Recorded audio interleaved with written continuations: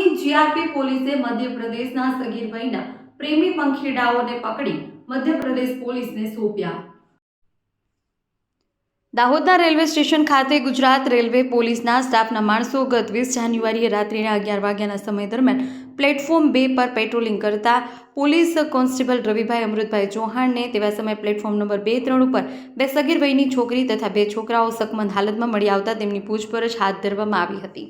તેઓ મધ્યપ્રદેશના હોવાનું જણાવ્યું હતું અને પોતાના ઘરેથી લગ્ન બંધનમાં બંધાયન માટે ભાગીને આવ્યા હોવાનું જણાવ્યું અને આ સગીર વયની છોકરીઓની સાથે ઉત્તર પ્રદેશના મથુરા વૃંદાવન ખાતે જઈ અને લગ્ન કરવાના હોવાનું જણાવ્યું, પરંતુ તેઓ ચારેય જતા